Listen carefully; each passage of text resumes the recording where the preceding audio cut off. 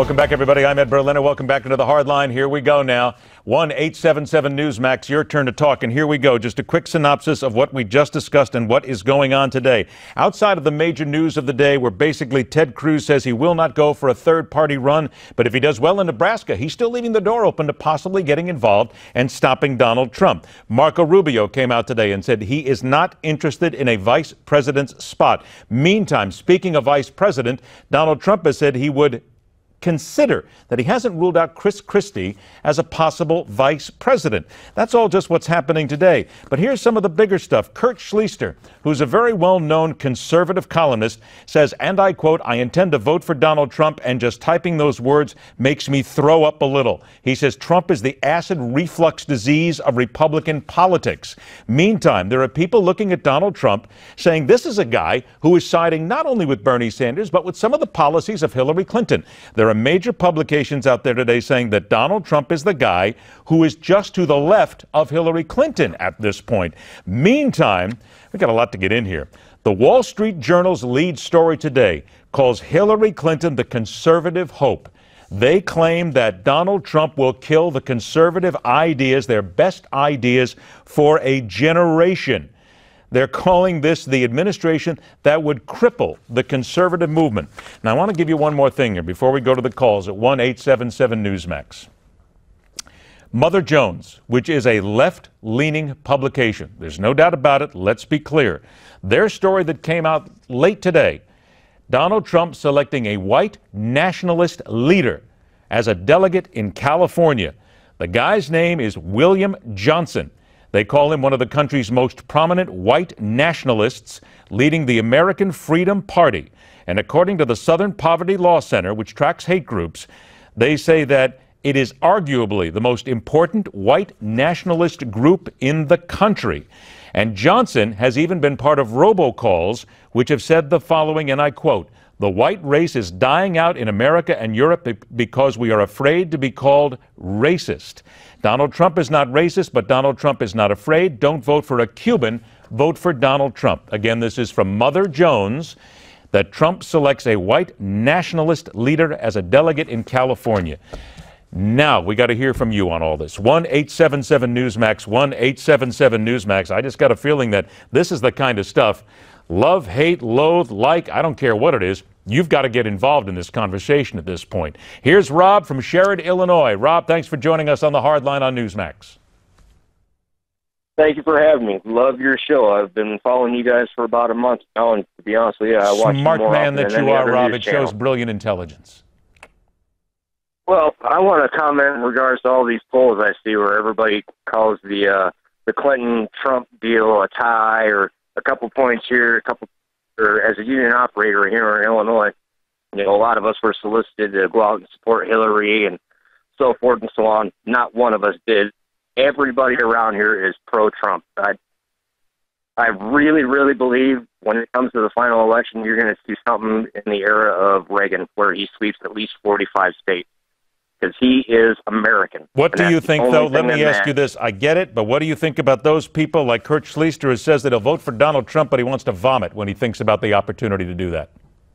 Well, I think the same thing when I look at Hillary Clinton's picture. I can't even believe she's allowed to run, to be honest with you, but that's neither here nor there. I got a feeling that you might say that. Rob, thanks a lot for joining us. We appreciate the call. 1-877 Newsmax, 1-877 Newsmax. Virginia from Wichita, Kansas. Virginia, there's people out there who think that Donald Trump supporters are dumb. You're having a problem with that, aren't you? I really am. I'm really getting tired of the news people and like this guest, this one man that you have on today. They act like those of us who supported Donald Trump are just practically too dumb to be voting. Well, to be fair, he never used the word dumb. Let's just be fair, Virginia, because that's a difference in this show other than the others.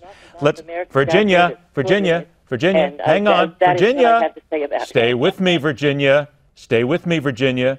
He did not say the word dumb. Okay, I just want to point that out. Go ahead. I heard that a lot, that we're low educated, or we're low informed, or we just don't know what's going on. We just don't know enough about Trump. I take that as saying that we're dumb. Okay, well then what is it about Donald Trump? I mean, when we talk here about people who say that Donald Trump is running to the left of Bernie Sanders, the left of Hillary Clinton, and there are people saying that he will destroy the conservative movement overall. Why then do you still vote for him, and why do you think they're all wrong? I just don't believe that, and I think if the conservative movement, if the Republican Party is destroyed, it's because they're destroying themselves. When most of the Americans or that have participated in the primaries have elected Donald Trump for that position, and they don't back him up, they don't support him, I feel like they're just... Well, they don't back him up because they think he's wrong. They think he's wrong for the party. But you don't. That's fair. You then have a vote. You're allowed to put it out there. And I think it's fair to say that there are people out there who say that Donald Trump supporters are dumb. And quite frankly, I think they're underestimating millions of people in America, and they're calling names which we don't need anyway. Virginia, thanks a lot for calling. 1-877-NEWSMAX, 1-877-NEWSMAX. I'm still shocked. I'm shocked, as a matter of fact, that nobody wants to talk about that Mother Jones story. I think they probably will as the hour goes on because we got time. Dennis from Larkspur, Colorado joins us right here on Newsmax and the Hardline. All right, Dennis, you claim there's an issue missing from the campaign. Tell us what it is. Be succinct. Stay on target. Go. Okay, great talking to you. Finally got through. I keep hearing conservatism versus Republican and all this stuff. The real issue here is Americanism versus Obamaism, and we want to, at the end of the day, come out on top as a country. So what we have is, I watched a show earlier today on Reagan. We're in the same predicament back when Reagan was elected, when Carter was leaving a mess, and we're right back where we were. And then I think Trump is going to do the same thing again. And well, here's the thing, Dennis. Here's the thing. I don't think that there's any doubt whatsoever. Look, anybody who's a conservative, Republican, whatever, they will agree with you that Barack Obama is part of the problem, is the biggest part of the problem for this country over the last 8 years. I don't think there's any doubt about that. Don't you think that every Republican wants to defeat the Obama principles and the Obama doctrine and move forward? Wouldn't you agree with that? They all do. I hope so, but they sometimes sound weak, and Ryan doesn't even sound like a Republican at all sometimes. Why is that? Be specific. It's just the way he seems wishy-washy in his support of Obama issues in the past. Just doesn't seem very strong. Okay, well, let's put it this way, and we'll end at this. I think what you're saying is right in so many ways, where people will say America first, which is what Donald Trump says, make America great again, which I personally disagree with because I think America is pretty great right now, I'll be honest with you. But America versus Obamaism, I think that's exactly right. People, the Republicans, do want to defeat that, and that's why they don't want to allow Hillary Clinton within sniffing distance of the White House. I think you're correct there. Dennis, thanks for joining us. 1-877-NEWSMAX. Gary from Yakima, Washington. Gary, welcome to the Hardline. Yeah, how you doing? This is Gary Lemons. Well, you don't have to give us your last name, Gary. Okay, that's okay, because that. Now you'll have people all lining up at your doorstep right now going, hey, are you the Gary? Go ahead. I got you. What I wanted to say is I don't take too much. Gary?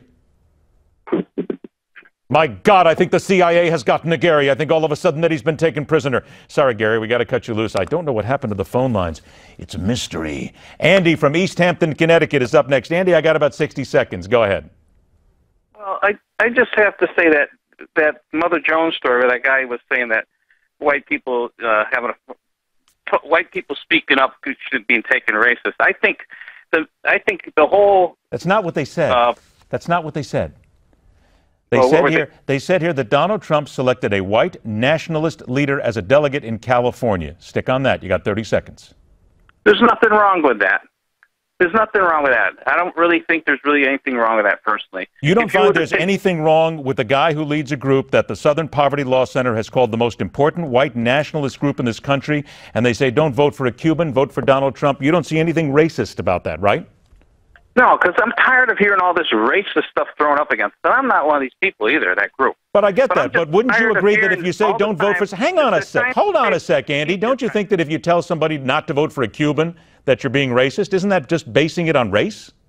Yes. Okay, I'll agree with you with that. Okay. But what this whole election is being shaped around is what the media wants to shape it around, not maybe you. But they're trying to tell us all the time what's racist, what's not. Okay, I get that. And here's the point, because we're out of time, but you can call again, Andy. You're an intelligent guy. You're an intelligent voter. You get to do the research, and you get to make the choice. End of the day, it's not the media who makes the choice. Never forget that. Stay with us. The Hardline continues.